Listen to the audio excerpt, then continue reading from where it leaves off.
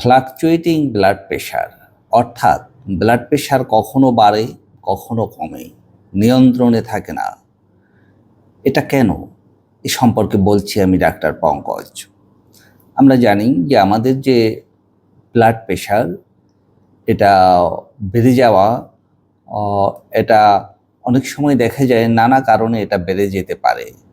তবে এটা বেড়ে গেলে রোগীরা টের পায় না, কারণ অধিকাংশ ক্ষেত্রেই এটা এসিমটোমেটিক, অর্থাৎ প্রেশার বাড়লে রোগী টের পায় না, কোনো সিমটম ডেভেলপ করে না।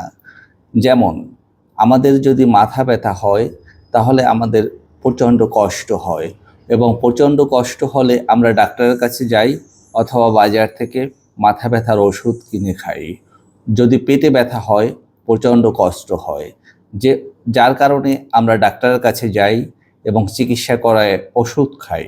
কিন্তু ব্লাড প্রেশার হলো এসিমটোমেটিক, অর্থাৎ এখানে 95% ক্ষেত্রেই রোগীর কোনো কষ্ট থাকে না, কোনো সিমটম থাকে না। দু একটা ক্ষেত্রে ঘাড় ব্যথা, মাথা ব্যথা হতে পারে। যেহেতু এসিমটোমেটিক, সেহেতু রোগীরা ডাক্তারের কাছে যায় না এবং তারা কোনো চিকিৎসা করে না। অনেক সময় আমরা অন্য কোনো রোগের কারণে আমাদের কাছে আসে, তখন প্রেশার মেপে প্রেশার আমরা বেশি পেয়ে থাকি, এবং সে হয়তো এই প্রেশার নিয়ে বছরের পর বছর থাকে।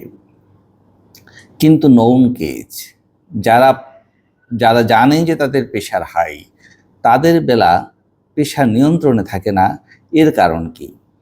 দেখা যায় যে কখনো হয়তো রোগী কোনো ডাক্তার দেখিয়েছেন, ডাক্তার তাকে দুটো ওষুধ দিয়েছেন প্রেশার নিয়ন্ত্রণের জন্য, এবং রোগী ওষুধ খেয়ে খুব ভালো ছিলেন। কিন্তু সে প্রেশার মাপাতে গেল কোথাও, কোনো ফার্মেসিতে অথবা অন্য কোথাও, সেখানে প্রেশার মাপিয়ে সে বলল যে প্রেশার আপনার ঠিক আছে। তখন রোগী মনে করলো আমার প্রেশার ভালো হয়ে গেছে, তখন সে ওষুধ বন্ধ করে দেয়।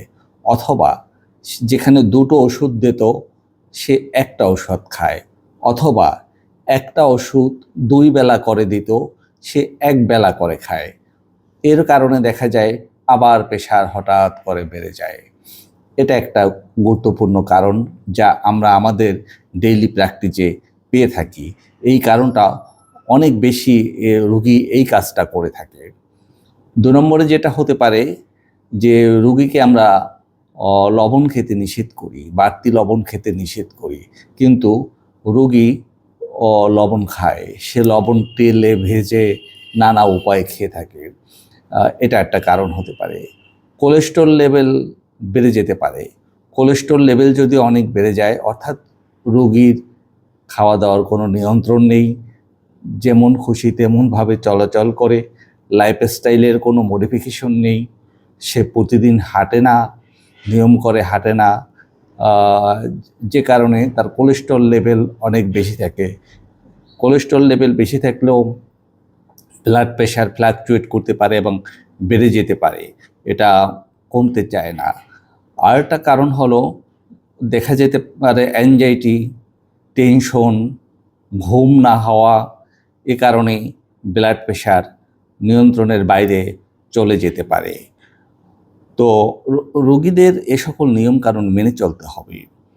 তাদের খাওয়া দাওয়া, ঘুম সব কিছু নিয়মতান্ত্রিকভাবে হতে হবে।